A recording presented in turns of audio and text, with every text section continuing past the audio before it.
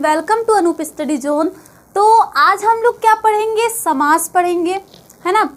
तो सबसे पहले जानेंगे समास का अर्थ क्या होता है ना, यानी कि संक्षेप। और संक्षेप का मतलब क्या होता है, छोटे रूप में लिखना।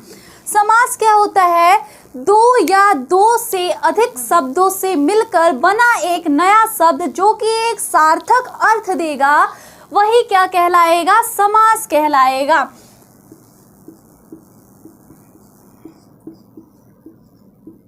दो या दो से अधिक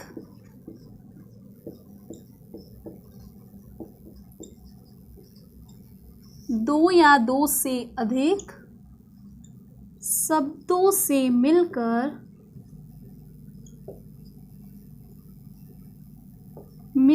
बना नया शब्द जो सार्थक अर्थ देगा,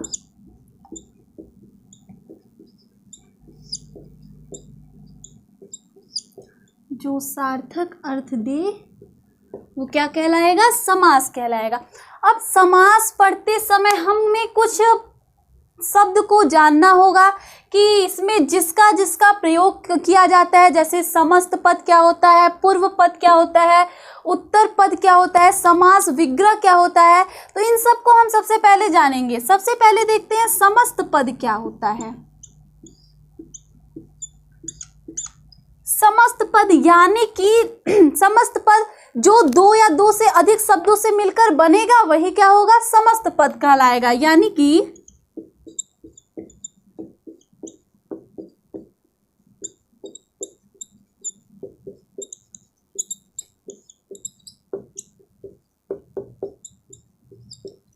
ठीक। और पूर्व पद क्या होगा, पूर्व पद यानी कि प्रथम पद क्या होगा, इसी समस्त पद का जो पहला पद होगा वही क्या कहलाएगा, पूर्व पद कहलाएगा। उत्तर पद क्या होता है, अब इसी समस्त पद का जो दूसरा पद होगा वो क्या कहलाएगा, उत्तर पद कहलाएगा। समास विग्रह क्या होता है, समास विग्रह क्या होता है, यानी कि समस्त पद को विस्तृत रूप में लिखना ही क्या कहलाएगा, समास विग्रह कहलाएगा। समस्त पद को विस्तृत रूप में लिखना।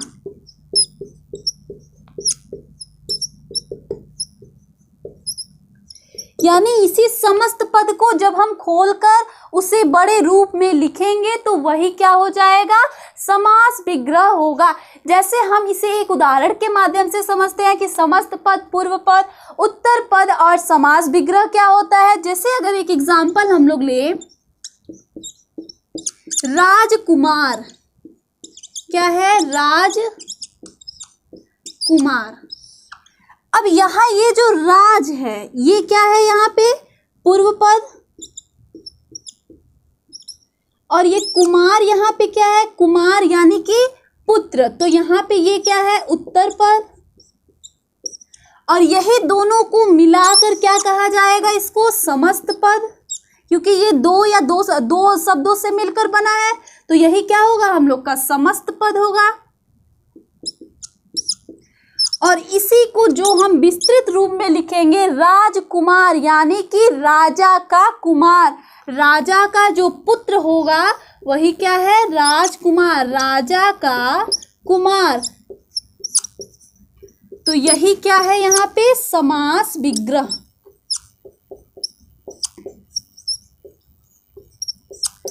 तो आप लोग को शायद यहाँ पे समझ में आ गया होगा कि समस्त पद, पूर्व पद, उत्तर पद और समास विग्रह क्या होता है। ठीक है, अब हम लोग क्या पढ़ेंगे, समास के प्रकार। और समास के प्रकार कितने होंगे, 6 होंगे। ठीक, तो सबसे पहला हम लोग यहाँ पे क्या पढ़ेंगे, अव्ययी भाव समास। अव्ययी भाव समास पढ़ेंगे। अव्ययी भाव समास पढ़ेंगे। दूसरा पढ़ेंगे द्वंद्व समास।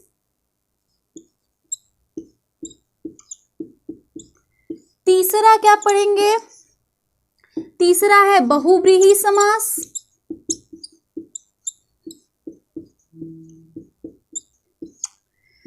चौथा है तत्पुरुष समास।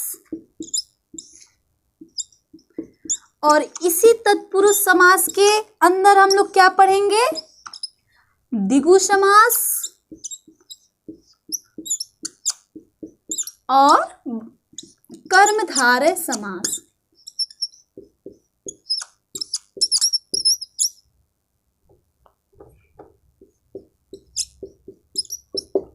तो यहाँ हम लोग को क्या क्या पढ़ना है? पहला पढ़ना है अव्ययी भाव समास, दूसरा पढ़ना है द्वंद्व समास, तीसरा पढ़ना है बहुव्रीहि समास, चौथा पढ़ना है क्या हम लोग को? तत्पुरुष समास। और तत्पुरुष समास के अंदर ही क्या पढ़ना है? द्विगु समास और कर्मधारय समास। तो सबसे पहले अब हम लोग क्या यहाँ से देखेंगे? अव्ययी भाव समास। अव्ययी भाव समास में हम लोग को क्या देखना है कि इसकी शुरुआत में क्या आना चाहिए? अव्यय शब्द आना चाहिए। और क्या, या फिर क्या आना चाहिए? उपसर्ग आना चाहिए। अव्यय शब्द क्या होता है? अव्यय का मतलब क्या होता है? जिसके लिंग वचन कारक में परिवर्तन नहीं होगा वही क्या हो जाएगा? अव्यय हो जाएगा। और उपसर्ग तो आपको पता ही है, जो कि स्टार्टिंग में लगेगा वही क्या हो जाएगा? उपसर्ग होगा। जैसे कि अगर अव्ययी भाव समास का हम लोग उदाहरण देखें तो जैसे कि प्रतिदिन, प्रतिदिन, और इसका अगर हम लोग समास विग्रह करेंगे तो क्या आएगा? प्रत्येक दिन। तो यहाँ पे ये प्रति क्या है? उपसर्ग है, यानी कि इसलिए यहाँ पे क्या हो जाएगा? अव्ययी भाव समास हो जाएगा। जैसे आमरण, आमरण यानी कि इसका समास विग्रह करेंगे तो क्या हो जाएगा? मरण तक, मृत्यु तक। तो यहाँ आया है, उपसर्ग आया है, तो यहाँ पे क्या हो जाएगा? इसलिए यहाँ पे अव्ययी भाव समास हो जाएगा। जैसे भरपेट, भरपेट में यहाँ क्या हो जाएगा? पेट भर, भरपेट में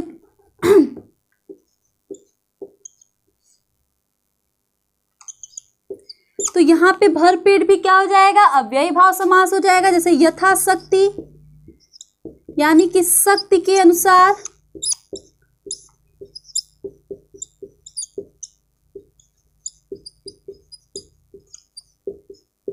तो इसी प्रकार से अगर अव्यय शब्द आएगा या फिर उपसर्ग आएगा तो वहां क्या हो जाएगा?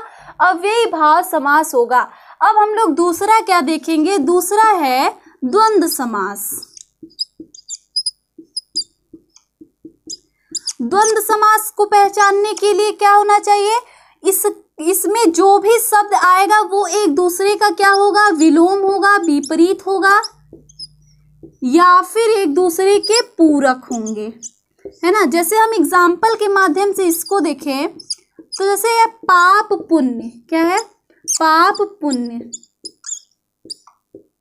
पाप पुण्य, खरा खोटा,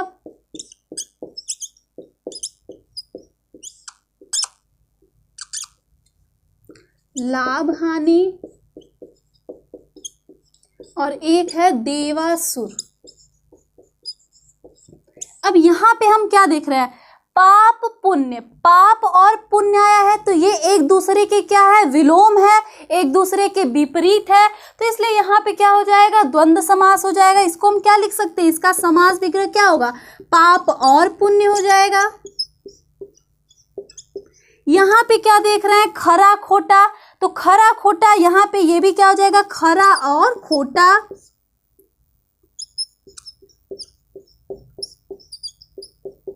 यहाँ पे क्या है? लाभ और हानि, ये भी एक दूसरे के क्या है? विपरीत है। तो यहाँ पे क्या हो जाएगा? लाभ और हानि। अब यहाँ पे हम लोग देखें क्या है? देवासुर। कोई कोई क्या करता है? द्वंद्व समास में योजक चिन्ह से पहचानते हैं कि यहाँ पे क्या हो जाएगा? द्वंद्व समास हो जाएगा। लेकिन हमें योजक चिन्ह से नहीं पहचानना है। जहाँ पे एक दूसरे के पूरक होगा, जो शब्द है एक दूसरे के पूरक होगा या फिर एक दूसरे के विपरीत होगा, तो वहाँ पे क्या होगा? द्वंद्व समास होगा। जैसे अगर देखिए देवासुर, यानी कि देव और असुर आ रहा है, यहाँ पे देव और असुर एक दूसरे की क्या है, विपरीत है, तो इसलिए इसमें क्या हो जाएगा, द्वंद्व समास होगा। जैसे माता पिता, अगर माता पिता को देखें तो लिंग से अगर देखा जाए तो एक दूसरे की क्या है, विपरीत है, लेकिन देखा जाए तो ये एक दूसरे के पूरक है, एक दूसरे पे डिपेंड है, ठीक है। तो माता पिता यहाँ पे क्या हो जाएगा, द्वंद्व समास हो जाएगा। यहाँ ये देवासुर क्या हो जाएगा, द्वंद्व समास, देव और असुर।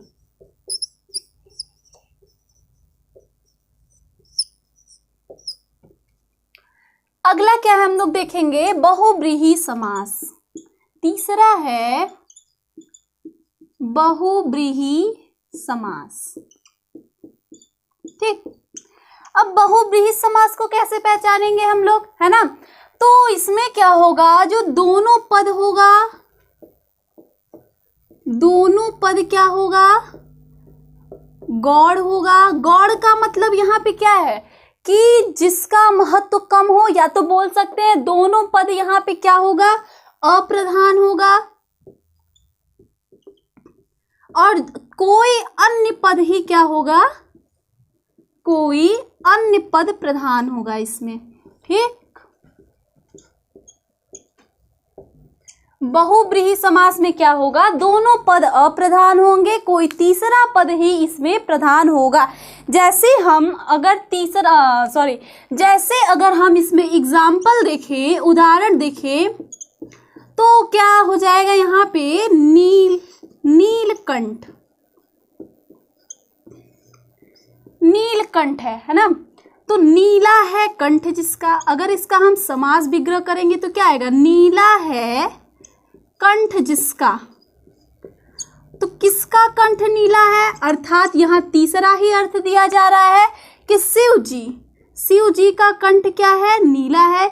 यहाँ पे कोई तीसरा ही प्रधान है, कौन प्रधान है, शिव जी प्रधान है, तो इसलिए यहाँ पे क्या हो जाएगा, बहुब्रीहि समास होगा। जैसे होगा यहाँ पे चक्रपाणी, चक्रपाणी यानी कि चक्र है पाड़ी में जिसके, पाड़ी मतलब हाथ, ठीक है, चक्र है पाड़ी में जिसके, अर्थात कौन, विष्णु जी, अर्थात विष्णु जी को कहा जा रहा है कि चक्रपाणी, है ना। तो यहाँ पे तीसरा पद प्रधान देखने को मिल रहा है कि यहाँ पे कौन प्रधान है, विष्णु जी प्रधान है, तीसरा अर्थ निकल रहा है, तो यहाँ पे चक्रपाणी क्या हो जाएगा, बहुब्रीहि समास हो जाएगा। जैसे और एग्जाम्पल देखें, पीताम्बर, पीताम्बर, पीताम्बर यानी कि पीला है वस्त्र जिसका, तो पीला वस्त्र किसका है, अर्थात कृष्ण जी का है। तो यहाँ पे कौन प्रधान है, कृष्ण जी प्रधान है, अर्थात तीसरा अर्थ क्या निकल रहा है, कृष्ण जी। तो यहाँ पे क्या हो जाएगा, पीताम्बर बहुब्रीहि समास होगा, है ना। और एग्जाम्पल अगर हम लोग देखें, जैसे चक्रमौली,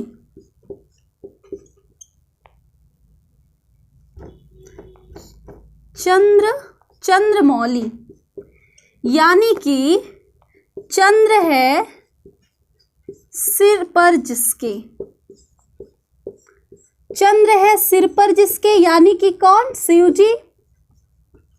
तो यहाँ पे भी तीसरा अर्थ निकल के आ रहा है कि चंद्रमौली किसको कहा जा रहा है, शिव जी को कहा जा रहा है। तो यहाँ पे भी क्या हो जाएगा, बहुब्रीहि समास होगा, है ना। अब अगला हम लोग क्या देखेंगे, तत्पुरुष समास। अब हम लोग क्या पढ़ेंगे, तत्पुरुष समास, ठीक है। तो तत्पुरुष समास में हम क्या देखेंगे, इसको कैसे पहचानेंगे, इसका जो पूर्व पद होगा यानी कि जो प्रथम पद होगा वो क्या होगा, गौड़ होगा। गौड़ कहने का मतलब क्या है, अप्रधान, जिसको महत्व कम दिया जाएगा उसी को गौड़ कहा जाता है। और जो उत्तर पद होगा वो क्या होगा, यहाँ पे प्रधान होगा, और साथ में कारक जो चिन्ह होगा उसका क्या होगा, लोप होगा, कारक चिन्ह का लोप होगा। जैसे अगर उदाहरण यहाँ पे देखें हम, जैसे मन चाहा। अब अगर इसका हम समास विग्रह करना चाहे तो क्या होगा? मन चाहा यानी कि मन से चाहा।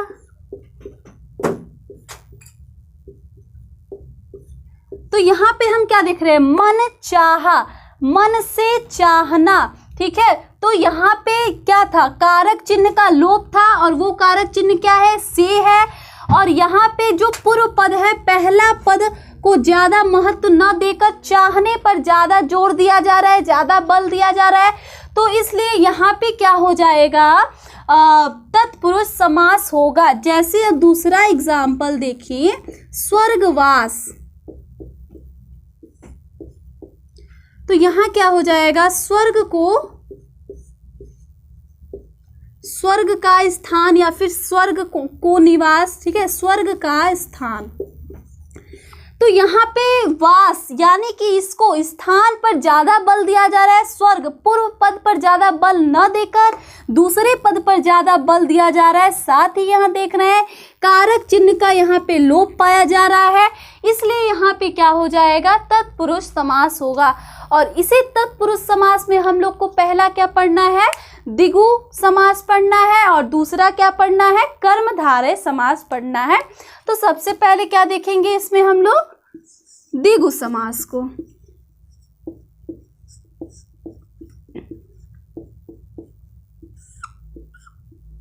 ठीक है, अब द्विगु समास को पहचानने का तरीका क्या है कि इसका जो पहला पद होगा वो क्या होना चाहिए? संख्यावाची होना चाहिए।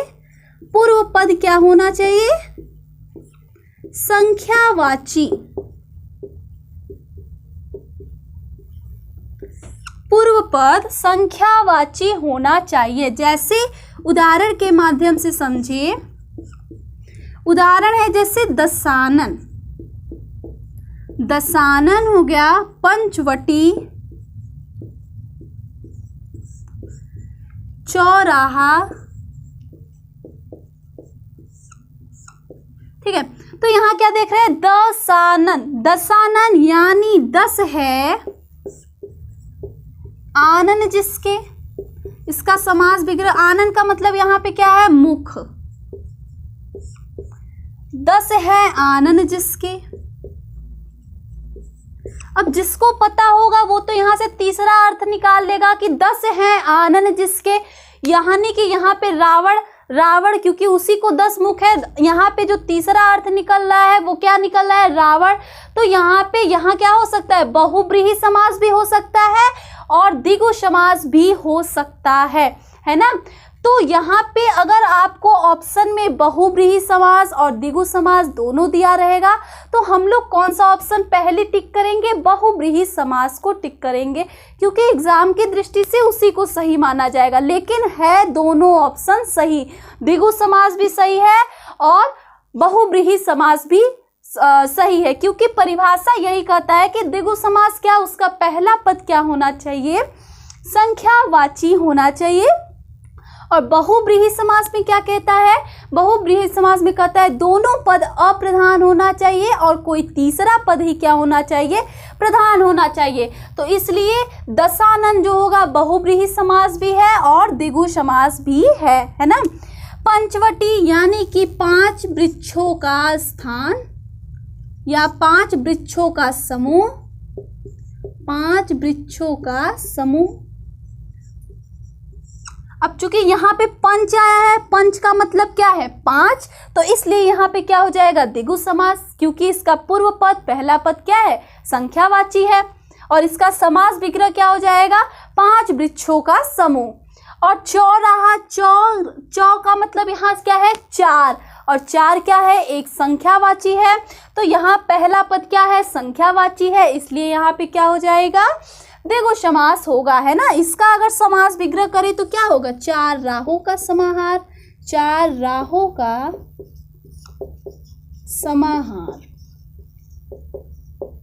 ठीक, तो यहां से द्विगु समास हो गया। द्विगु समास में क्या रहना चाहिए? पहला पद पूर्व पद संख्यावाची रहना चाहिए। अब तत्पुरुष समास में दूसरा पद हम लोग को क्या पढ़ना है? कर्मधारय समास पढ़ना है ना। कर्मधारय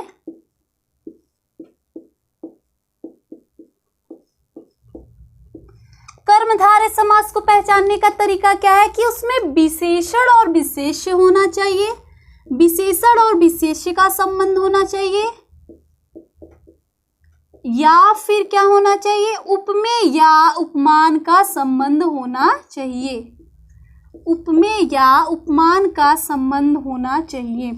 ठीक है, अब जैसे विशेषण और विशेष्य का संबंध और उपमेय और उपमान का संबंध, इसे हम एग्जाम्पल के माध्यम से समझते हैं। कैसे होगा, जैसे अगर हम देखें नीलकंठ, किसको देखें, नीलकंठ, नीलकंठ का अगर समास विग्रह करेंगे तो क्या हो जाएगा, नीला है जो कंठ। अब यहाँ पे अगर देखें तो इसे नीलकंठ को हमने किस में पढ़ा, बहुव्रीहि समास में भी पढ़ा और कर्मधारय समास में भी हम लोग पढ़ रहे हैं। तो नीलकंठ अगर यहाँ देखा जाए तो कंठ यहाँ पे क्या है, संज्ञा है, यानी कि विशेष्य है, और इसी विशेष्य की विशेषता बताई जा रही है कि वो कैसा है, नीला है, यानी कि ये यहाँ पे क्या है, विशेषण। और विशेषण और विशेष्य का संबंध पाए जाने के कारण यहाँ क्या होगा, कर्मधारय समास भी होगा, और साथ ही साथ यहाँ नीलकंठ में बहुव्रीहि समास भी है। तो जो ऑप्शन में अगर कर्मधारय और कर्मधारय और बहुव्रीहि समास दोनों ऑप्शन में दिया है तो हम लोग बहुव्रीहि समास को ही करेक्ट ऑप्शन मानेंगे। ठीक है, अब लेकिन वो नीलकंठ बहुव्रीहि समास भी सही है और कर्मधारय भी सही है, दोनों ऑप्शन राइट है। ठीक है, अब दूसरा एग्जाम्पल अगर हम यहाँ पे देखें,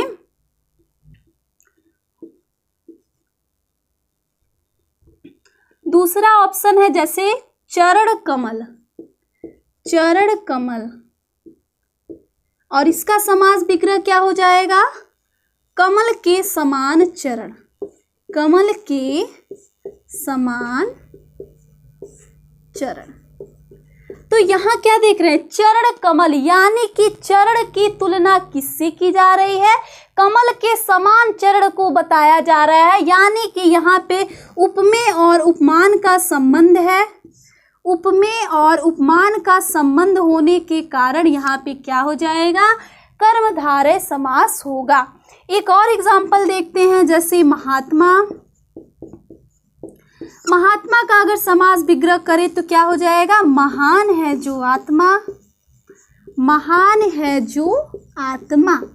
तो यहाँ पे क्या है, आत्मा की विशेषता बताई जा रही है कि वो आत्मा कैसी है, महान है।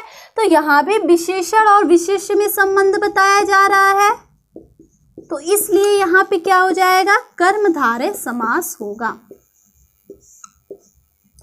ठीक है, तो यहीं पे समाप्त जो है समास समाप्त होता है। अगर आपको डिटेल में पढ़ना है तो आपको डिस्क्रिप्शन बॉक्स में लिंक दे दिया गया है और आप उस लिंक पे क्लिक करके उसे डिटेल में पढ़ सकते हैं।